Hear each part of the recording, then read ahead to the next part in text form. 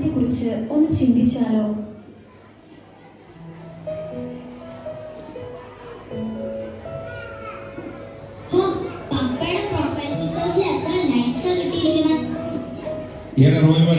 അതവിടെ വെച്ചിട്ട് വല്ലതും പോയി പഠിക്കാൻ നോക്കും. പരീക്ഷ എന്താണെന്ന് അറിയാമോ? ഒരു മാസം കഴിഞ്ഞ് സ്കൂൾ ഫൈനൽ എക്സാം. ഇതുവരെ സെക്കൻഡ് റിവിഷൻ കംപ്ലീറ്റ് ആയില്ല. കഴിഞ്ഞ പ്രാവശ്യത്തെ പോലെ ടോട്ടലിൽ 2 മാർക്ക് കുറഞ്ഞു പോയാൽ ഞാൻ എങ്ങനെയാ മറ്റുള്ളവരുടെ മുഖത്ത് നോക്കുന്നേ? ഓ, ഞാൻ കരുതി സ്കൂളിലെയാണെന്ന്. സൺഡേ സ്കൂളെല്ലാം നിനക്ക് അറിയാമല്ലോ, അത് വെച്ചാൽ എഴുതിയാൽ മതി. ഇപ്പൊ പോയി സ്കൂളിലെ എക്സാം റിവിഷൻ ചെയ്യും.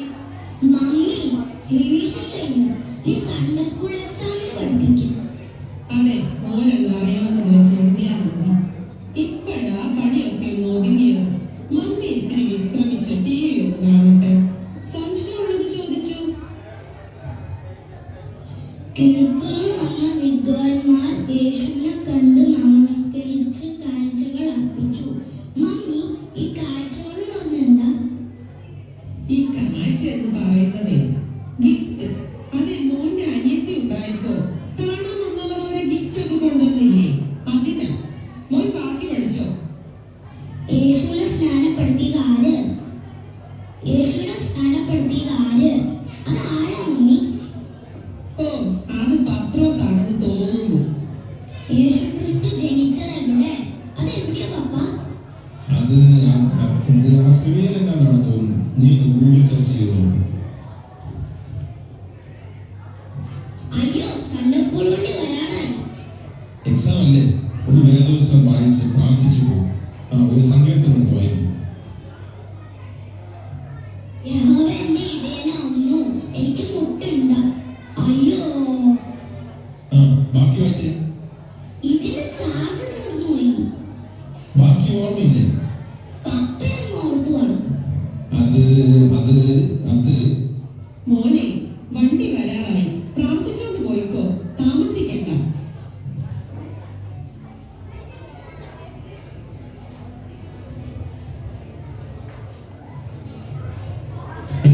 സമയത്തായി. സൺഡേ സ്കൂൾ പരീക്ഷ കഴിഞ്ഞ് അവൻ ഈ വന്നില്ലല്ലോ. ഓ, വരാറാവുന്നതേ ഉള്ളൂ. എന്തിനു തോന്നുന്നു?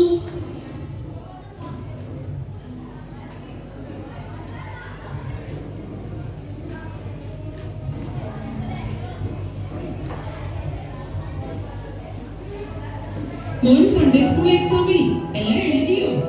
ഏത് മമ്മി? എന്തൊക്കെയായിരുന്നു ചോദിച്ചത്?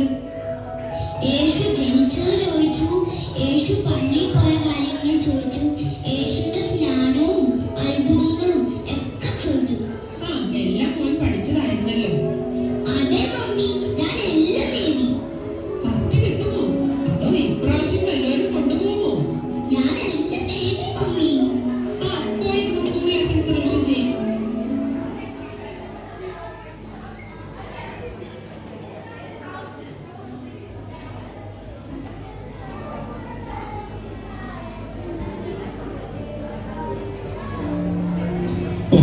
പ്രേരം കണക്കാണ്. ബോറിങ്. ആരാധന ഒന്നും പോരാ. പ്രസംഗത്തിൽ ഒരു പുതിയ പോയിന്റുണ്ട്. ആഴ്ചയിൽ 3 ദിവസം മീറ്റിംഗ്. അത് വല്ലാതെ കൂടുതലാണ്. അതിന് 2-3 മണിക്കൂർ ഇരുന്നിരുന്ന് മടുക്കും. ഷോർട്ട് ആൻഡ് സ്വീറ്റ്, അതാണ് വേണ്ടത്. ഇപ്പോഴൊക്കെ എത്ര നല്ല പോയിന്റുകളുള്ള പ്രസംഗങ്ങൾ നമുക്ക് ഇന്റർനെറ്റിലും ടിവിയിലും കിട്ടും. സമയവും ലാഭം.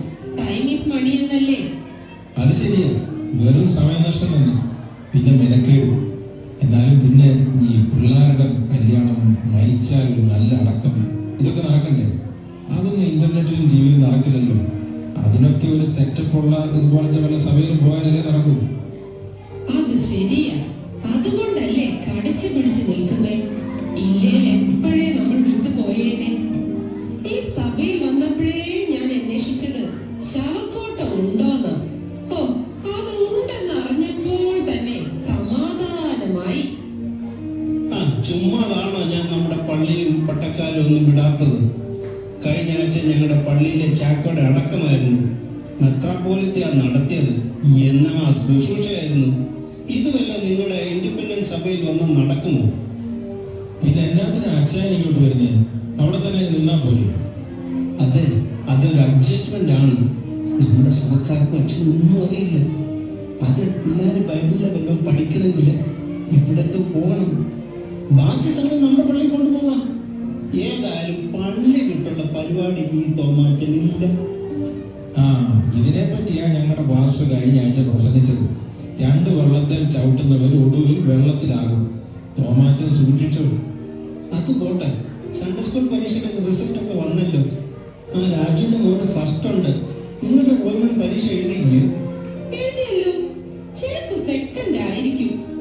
സെക്കൻഡ് സൺഡേക്കാ. എടാ, നീ എല്ലാം എഴുതിയെന്ന് പറഞ്ഞിട്ട്?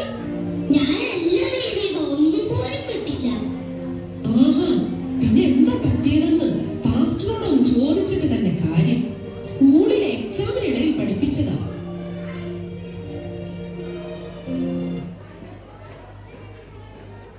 എല്ലാം എഴുതിയെന്ന് പറയുന്നേ.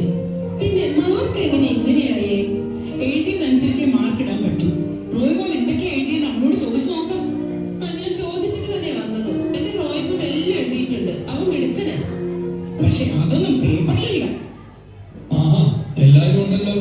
എന്താ ഒരു തർക്കം? അതെ പാസ്റ്ററെ, റോയ്മോൻ എല്ലാം എഴുതിയെന്നാ പറയുന്നേ. പക്ഷെ റിസൾട്ട് വന്നപ്പോ ഫസ്റ്റും ഇല്ല സെക്കൻഡും ഇല്ല. ഇത് എന്ത് കളി? എല്ലാത്തിനും ഒരു പരിഹാരം ഉണ്ടാക്കാം. ടീച്ചറിന്റെ കയ്യിൽ ആ ചോദ്യ പേപ്പർ ഉണ്ടോ? ഉണ്ട്. എന്നാ പിന്നെ പ്രശ്നം തീർന്നു. ഇപ്പൊ തന്നെ ഞാൻ റീടെസ്റ്റ് ഇടാം. എന്താ? അത് മതി, അത് മതി. ആ ചോദ്യ പേപ്പർ ഇങ്ങോട്ട് എടുക്കും ടീച്ചറെ. റോയ്മോനെ, നീ ഇങ്ങോട്ട് നീങ്ങി നിന്ന്. ആദ്യത്തെ ചോദ്യം, എരിവോ മതിൽ തകർത്തത് ആര്? ഞാനല്ല. ആ ഐസക്കും ജോയിലും എപ്പോഴും മതിലേ കിടന്ന് ചാടും. അവരുടെ അടുത്ത് ചോദിച്ചു. പാസ്റ്ററെ, എന്റെ റോയ്മോൻ അങ്ങനെ നശീകരണമൊന്നും ചെയ്യില്ല. ഗുഡ് ബോയ് അവൻ. ഇനി അഥവാ അവനത് വല്ലതും തകർത്തിട്ടുണ്ടെങ്കിൽ അതിന് കേടി അങ്ങ് എണ്ണി തന്നേക്കാം. അതുകൊണ്ട് മാർക്ക് കുറയ്ക്കാമോ? ഇത് ബൈബിളിലെ ചോദ്യമായിരുന്നു. എന്തായാലും എഴുതിയില്ലെന്ന് മനസ്സിലായല്ലോ. ഒന്ന് തെറ്റിയാലും സെക്കൻഡ് പ്രൈസ് എങ്കിലും കിട്ടണ്ടേ? ഓക്കെ, ഇനി അടുത്ത ചോദ്യം. ആദ്യത്തെ കൽപ്പന എന്ത്? ആര് ആർക്ക് കൊടുത്തു? അത് അനുസരിച്ചോ? എന്നിട്ട് എന്ത് പറ്റി? ഹവ്വ ആദത്തിന്റെ അടുത്ത് പഴം കഴിക്കാൻ കൽപ്പിച്ചു. ആദം അനുസരിച്ചു. അതാ പറ്റിയത്. പെൺവാക്ക് കേൾക്കുന്നവൻ പെരുവലിയും. അതുപോട്ടെ, നീ അടുത്ത ചോദ്യം. യേശുവിന്റെ ജനനത്തെ പറ്റി ആദ്യം അറിഞ്ഞത് ആര്? മറിയം. ഒരു വിധത്തിൽ പറഞ്ഞാൽ അത് ശരിയായതുകൊണ്ട് ഞാൻ മാർക്ക് കൊടുത്തിട്ടുണ്ട്. കൊള്ളാം. ഇനി അടുത്തത്. വിദ്വാൻമാർ യേശുവിന് എന്തെല്ലാം കാഴ്ചകൾ അർപ്പിച്ചു? അത് സോപ്പും പൗഡറും പാമ്പേഴ്സും. മോനെ, മമ്മി അറിയില്ല. വീട്ടിലെ അനിയത്തിക്ക് ഗിഫ്റ്റ് കൊടുക്കണമെന്ന്. നീ അടുത്തത്. ദൈവം നമ്മുടെ പാപങ്ങൾ ക്ഷമിക്കണമെങ്കിൽ നമ്മൾ ആദ്യം എന്ത് ചെയ്യണം? അത് പാപം ചെയ്യണം. എടാ റോയ്മോനെ, നീ എന്തൊക്കെയാ എഴുതിയത്? എന്തായാലും ഇത്രയായി. ഇനി മുഴുവൻ ഉത്തരങ്ങൾ കൂടി കേൾക്കാം. യേശുവിന്റെ ഏതെങ്കിലും ഒരു ഉപമയോ അത്ഭുത പ്രവൃത്തിയോ വിവരിച്ച് എഴുതുക. അതൊരു വലിയ ഉത്തരം. ഞാൻ എന്റെ ഉത്തര പേപ്പറിൽ നന്നായിട്ട് എഴുതിക്കും. ഉത്തര പേപ്പർ ഇവിടെ ഇരിപ്പുണ്ട്. ഞാൻ വായിക്കാം. യെരൂശലേമിൽ നിന്നും എരീഹോയിലേക്ക് ഒരു മനുഷ്യൻ പോവുകയായിരുന്നു. വഴിയിൽ വെച്ച് അവനെ കൊള്ളക്കാർ ആക്രമിച്ചു. അവർ അവനെ നിർദ്ദയം മർദ്ദിച്ചു. ടിഷ്യും മൃതപ്രായനാക്കി കഷ്ണം കഷ്ണമാക്കി അവിടെ ഇട്ടു. ചിലത് നല്ല നിലത്ത് വീണു, ചിലത് പാർപ്പുറത്ത് വീണു, ചിലത് മുള്ളിനിടയിൽ വീണു, ചിലത് കിളികൾ കൊത്തിക്കൊണ്ടുപോയി. ശേഷിച്ച് 12 കൊട്ട നിറച്ചെടുത്തു. അതിലൊരു കൊട്ട ഇസ്കറിയാത്ത യൂദ കൊണ്ടുപോയി ദേവാലയത്തിൽ കാളകളെയും ആടുകളെയും വിൽക്കുന്നവർക്ക് 30 വെള്ളിക്കാശിന് വിറ്റ് കളഞ്ഞു. ഏതായാലും നല്ല ഉത്തരങ്ങൾ തന്നെ. ഇനി ബാക്കി കൂടെ വായിക്കണോ? വേണ്ട, മതിയായി. എല്ലാം എഴുതിന്ന് പറഞ്ഞപ്പോ ഇത്രയും പ്രതീക്ഷിച്ചില്ല. സ്നേഹമുള്ളവരെ, ദൈവഭക്തിയാണ് ജ്ഞാനത്തിന്റെ ഉറവിടം. പരിശുദ്ധനായവരെ അറിയുന്നതാണ് അറിവ്. ശൈശവത്തിൽ തന്നെ ശീലിക്കേണ്ട വഴി പരിശീലിപ്പിക്കുക. വാർദ്ധക്യത്തിലും അതിൽ നിന്ന് വ്യതിചലിക്കുകയില്ല.